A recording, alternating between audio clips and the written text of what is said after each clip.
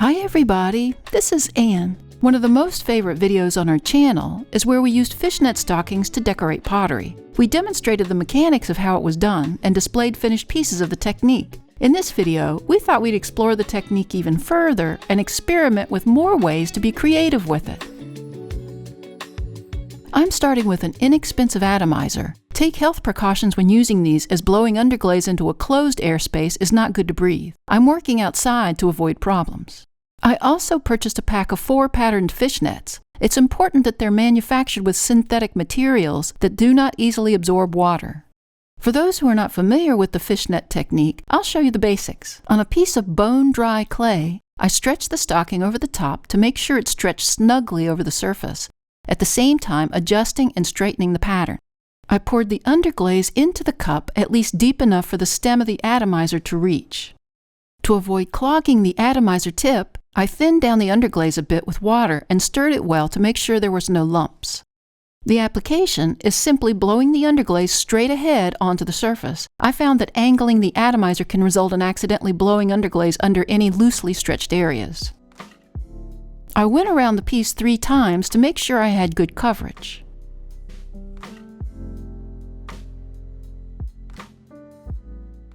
When the underglaze was dry, I peeled up the stocking to reveal the beautiful pattern underneath.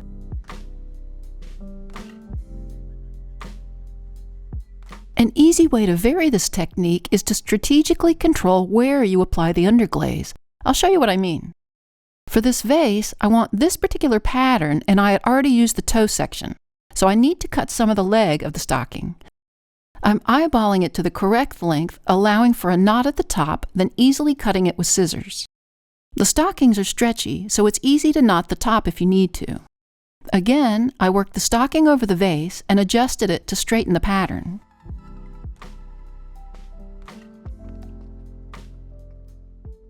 This time, instead of covering the entire piece with underglaze, I applied a heavy 3-layer coating at the top and lighter coverage towards the middle, eventually applying little to no underglaze at the bottom.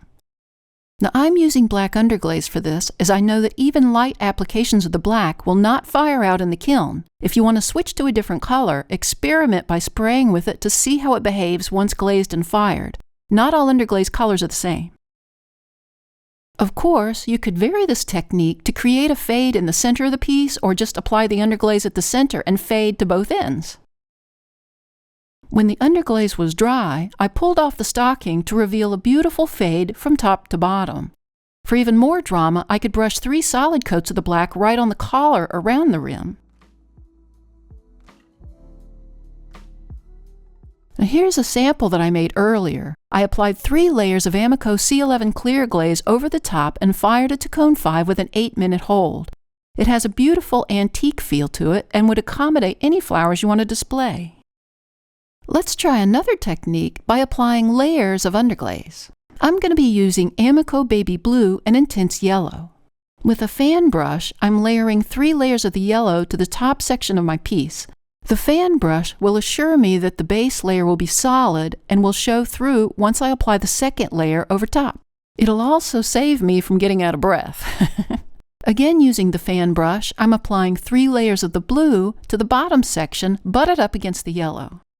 My blue underglaze can be very light, almost disappearing when I atomize it and fire it, so I need to make sure I get a real heavy solid coating of the blue. Now this leaves me with a stark line between the 2 colors. To soften that up a bit, I poured blue into my atomizer and sprayed the blue right over that stark line. I had to make several passes for the blue to begin to cover that distinct line and look a little more faded from one color to the other. When that was totally dry, I placed the stocking over the piece, again adjusting it to straighten the pattern. I then sprayed the whole piece with black underglaze. You can try and use a different color for the top layer, but the black is the most dramatic. When the underglaze was dry, I removed the stocking to reveal the pattern. I love the look of the colors underneath. It really changes the attitude of the vase.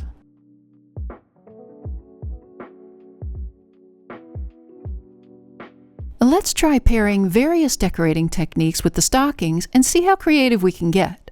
Let's cover this handmade cylinder with a stocking. This time, I'm applying black underglaze to the top section of the piece.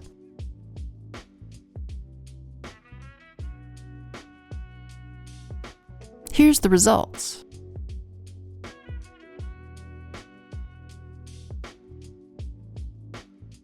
With the straight black, I'm applying a solid layer under the patterned section, tapering it upward.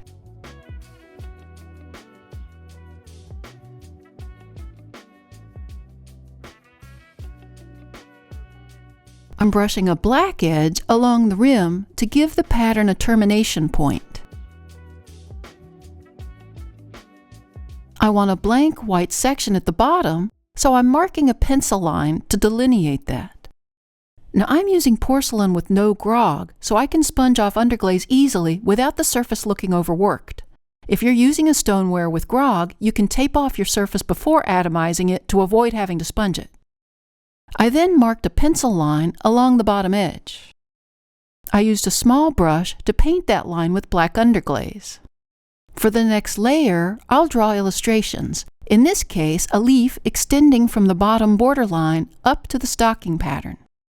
On the white section of the vase, I'm brushing the lines with a simple pattern to fill in the leaf.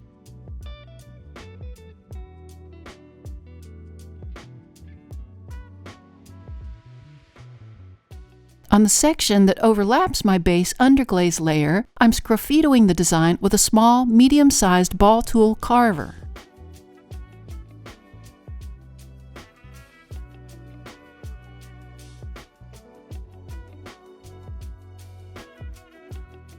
Now, if I were continuing with this vase, I would vary my sgraffito lines and patterns around the whole vase. Now, here's one that I did earlier where you can see how I paired the techniques. In addition to spraying my pattern at the top of the vase, I paired that stocking pattern with the sgraffito and straight-up brushwork over the white sections of the clay. Here's another variation where I paired the fishnet pattern with an applique technique. I just had to tape off that appliqued section, then I sprayed the underglaze over the stocking. I applied a solid coat around the rim. That fishnet pattern goes so well with the Celtic knot design on the applique.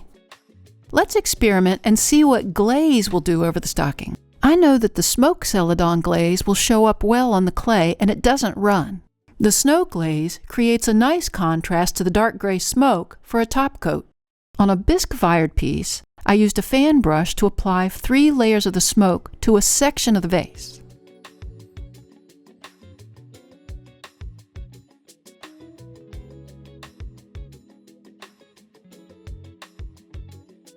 When that was dry, I stretched the stocking over the whole piece and adjusted the pattern. On the opposite, non-glazed side of the vase, I sprayed 3 layers of the smoke glaze. Spraying the glaze was a bit trickier than underglaze as it dried quickly on the atomizer stem and clogged it easier. I stuck a needle tool into the stem to unclog it.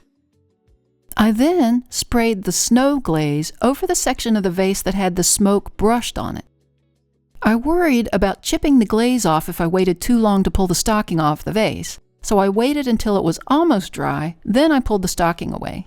On the brushed smoke side, you can see that the top coat of snow dragged a bit over the bottom smoke, but the rest of it looks very interesting. I fired the piece to cone 5 and opened the kiln to these interesting results. I think we've just touched the surface of what can be done with this technique. I hope it inspires you to do some experimenting too. Thanks to the newest members of our Little Street Pottery Research Facility team. If you'd like to join the team and earn a title, click on the Super Thanks button or the link to buy me a coffee. In any case, we invite you to subscribe to our channel and we'll see you next time in the studio.